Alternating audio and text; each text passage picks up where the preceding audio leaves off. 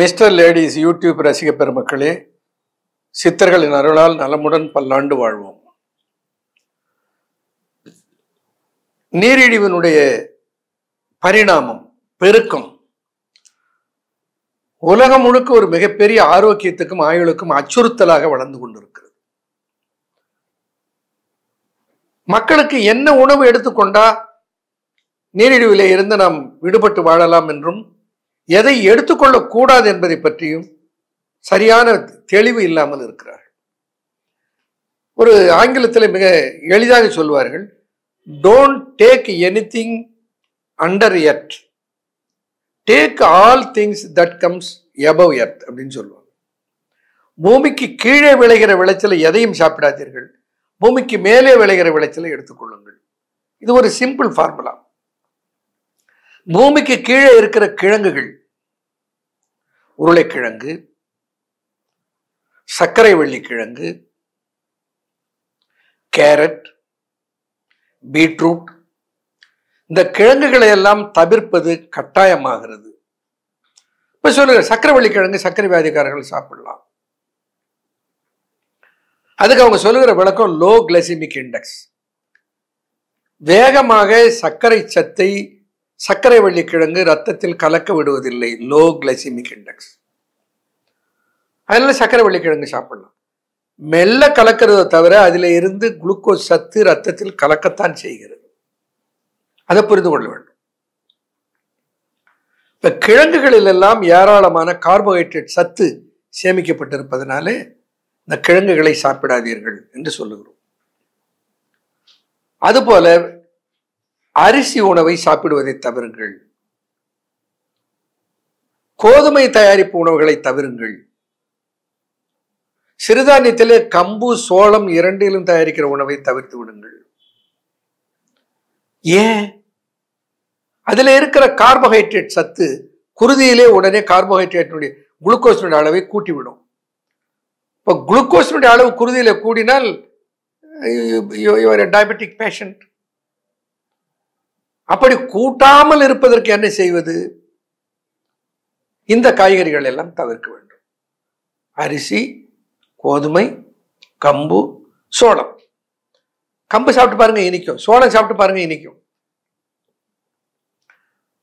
சிலர் சொல்லுவார்கள், நான் சப்பாத்தி தான் சாப்பிட்றேன், இரவுல சப்பாத்தி தான் சாப்பிட்றேன், ரொட்டி தான் சாப்பிட்றேன், இருந்தாலும் என் சர்க்கரை கட்டுப்படலை. எப்படி கட்டுப்படும்? அரிசிக்கும் கோதுமைக்கும் இருக்கிற வேறுபாடு 2% தான் குளுக்கோஸ் அரிசியை விட கோதுமையில கம்மி. ஆனா கோதுமையில இருக்கிற மற்ற கெடுதிகள் அரிசியில கிடையாது.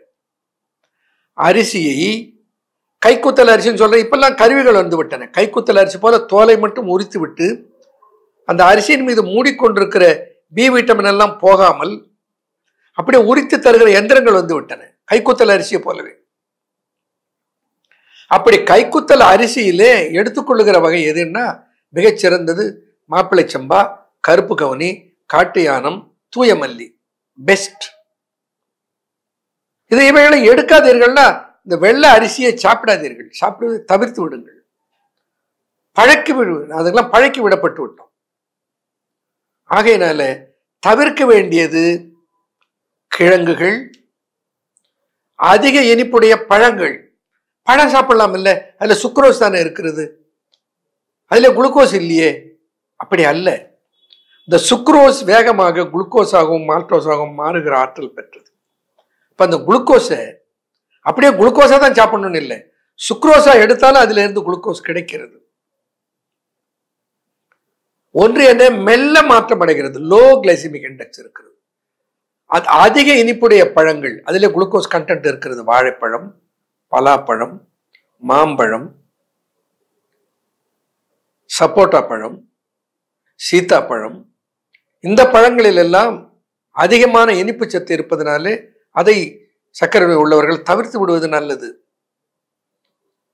என்னையா எதைத்தான் சாப்பிடுறது? அரிசி சாப்பிடாதுங்கிறீங்க, கோதுமை சாப்பிடாதுங்கிறீங்க, மா, பலா, வாழை பார்த்தாலே நாக்கில் இனிப்பு ஊறுறது, அதை சாப்பிடக்கூடாதுங்கிறீங்க. எனக்கு உருளைக்கிழங்கு பொரியல்னா அவ்வளவு பிடிக்கும், கேரட் பீட்ரூட்னா எனக்கு அவ்வளவு பிடிக்கும், அதை சாப்பிடாதீங்கிறீங்க. இதெல்லாம் சாப்பிடாதீங்கன்னா சாப்பிட்றதுக்கு வழி சொல்லுங்க ஐயா. இவைகளையும் கொஞ்சம் அவ்வப்போது எடுத்துக்கொண்டு குருதியிலே சர்க்கரையினுடைய சத்து கூடாமல் பார்த்துக் கொள்ளணும். அதுக்குதான் இனிபன் இருக்க. இந்த இனிபனை வாங்கி பயன்படுத்தி கொண்டு இவைகளை அளவாக என்ஜாய் பண்ணுங்க. அப்ப இதையும் நான் எடுக்கல, இனிபனையும் எடுக்க மாட்டேன், ஆனா இதையெல்லாம் எடுக்கணும்னா நல்ல தேக பயிற்சி செய்யுங்கள்.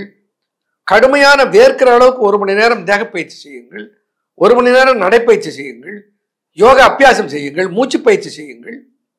உடல் உழைப்பு இருந்தால் அந்த குளுக்கோஸ் சத்து அது செல்கள் எடுத்துக்கொண்டு அவைகளை எரித்து விடும். 2 வகை, ஒன்று குளுக்கோஸ் உள்ள வருது, இன்னொன்று குளுக்கோஸ் வந்தது எரிக்குது. குளுக்கோஸ் வந்தது எரிக்கிறது செல்கள், குளுக்கோஸ் உள்ள அனுப்புது எது வாய். இந்த கேட்டில் சரியான வாட்ச்மேனை போட்டீங்கன்னு வச்சுக்க, செக்யூரிட்டி, சர்க்கரை சத்தை கூட்டாம பார்த்துக்கலாம். அந்த வகையில தான் இதையெல்லாம் சாப்பிடாதீங்கன்னு சொல்றேன். இல்லையா, நான் எல்லாம் சாப்பிடணும், சாப்பிட்டுக்கிட்டு நான் நல்லா இருக்கணும். அப்போ ஒரு 6 மாதம் இனிப்பை தவிர்த்து விட்டு அந்த பேங்கரியாஸுக்கு முழு ஓய்வை கொடுத்து விட்டு தவறாமல் இனிபனையும் ஃபெனுவையும் எடுத்துக்கொண்டு இந்த பேங்கரியாஸை திரும்ப புத்துணர்ச்சி பெற செய்து விட்டு பிறகு இனிபனை எடுத்துக்கொண்டு ஒரு 20 ஆண்டுகள் 30 ஆண்டுகள் சர்க்கரையை பற்றியே கவலைப்படாம ஆனந்தமா இருக்கு. இதுக்கும் வழி சொல்றேன், அதுக்கும் வழி சொல்றேன். பின்பற்றணும் இல்லை, இதை ரிவர்ஸ் பண்ணி கொள்வதற்கு வழி சொல்லியிருக்கேன், பின்பற்றணும் இல்லை. அப்படி பின்பற்றினால் இவைகளை தவிர்ப்பதையும் தவிர்த்து கொண்டு ஆனந்தமாக இருக்கலாம். ஆகையினால இவை தவிர்த்து விட்டு இருப்பதற்கும் வழி சொல்லிவிட்டேன், தவிர்க்க முடியாமல் இருப்பதாக என்ன செய்வது என்றால் அதற்கு வழி சொல்லிவிட்டேன். அதற்கு இனிபன் இருக்கிறது, ஃபெனு இருக்கிறது. பயன்படுத்தி நலமுடன் பல்லாண்டு வாழுங்கள். மகிழ்ச்சி.